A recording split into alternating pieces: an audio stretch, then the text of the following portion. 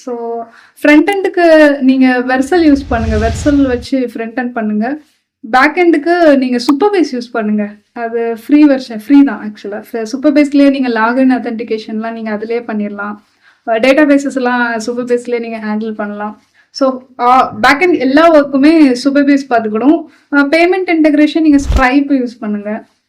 தென் email கான்ஃபிகரேஷன்லாம் SMTP, ரீசெண்டு இந்த மாதிரி கான்ஃபிகரேஷன்ஸ்லாம் கொடுக்கும். நான் ஏன் இது வைப் கோடு இந்த விஷயத்துல வேண்டாம்னு சொல்றேன்னா, அந்த லாகின் ஆத்தென்டிகேஷன் விஷயத்துல செக்யூரிட்டி நிறைய இருக்கு. ஆர்எல்எஸ்லாம் இருக்குது, ரோ லெவல் செக்யூரிட்டி அப்படிங்கிற நிறைய விஷயங்கள் இருக்கு.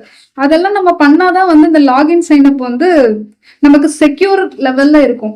இல்லைன்னா யார் வேணா அந்த ஆப்பை வந்து ஹேக் பண்ணிடலாம் ஈஸியா அந்த வைப் கோட் பண்றது மூலமா. ஸோ கொஞ்சம் அந்த கரெக்டான வழியில தான் அந்த இது போகுதாங்கிறத நீங்க கொஞ்சம் செக் பண்ணணும். அந்த வைப் கோட் பண்ணி அதுக்கு அந்த செக் பண்றதுக்கு வந்து யூ ஷுட் ஹேவ் கொஞ்சம் experience in the knowledge in this. அதுக்கு தான் அந்த experience knowledge. So without knowledge you should not do anything.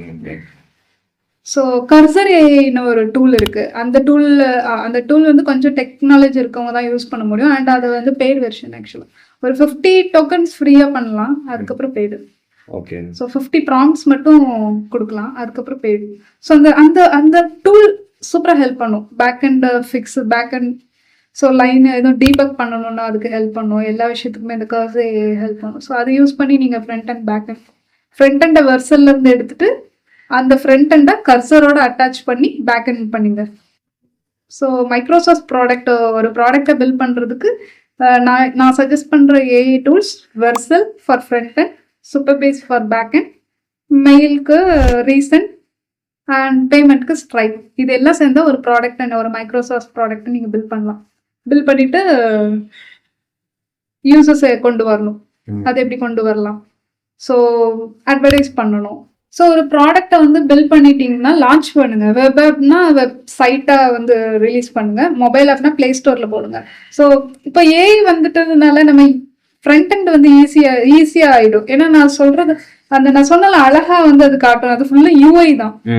அந்த ஃபங்க்ஷனாலிட்டி வந்து ஹியூமன் பண்ணணும். அந்த யூஐ எல்லாம் ஏஐ பண்ணிடும். ஸோ நீங்க ஏஐ கிட்ட ஃப்ரண்ட் எண்ட் கொடுங்க, பேக் எண்ட் நீங்க கர்சரை யூஸ் பண்ணீங்கன்னா ஒரு ப்ராடக்ட் ரெடி ஆயிரும். லான்ச் பண்ணுங்க. ஒரு ப்ராடக்ட் பண்ணாதீங்க. இப்பெல்லாம் வந்து ஒரு ப்ராடக்ட் வந்து ஈஸியா ஒரு 5 hours வந்து ஒரு ஏஐ கூட உட்காந்து பண்ணீங்கனால எனக்குலாம் ஃப்ரீலான்ஸ் வந்து நிறைய வரும். ஆக்சுவலா டெமோ மாதிரி கிரியேட் பண்ணி வச்சிட்டே இருக்கணும். ஒரு 4-5 ப்ராடக்ட்டை நீங்க லான்ச் பண்ணீங்கன்னா ஒன்னு கிளிக் ஆயிடும், ஒன்னு கண்டிப்பா கிளிக் ஆயிடும்.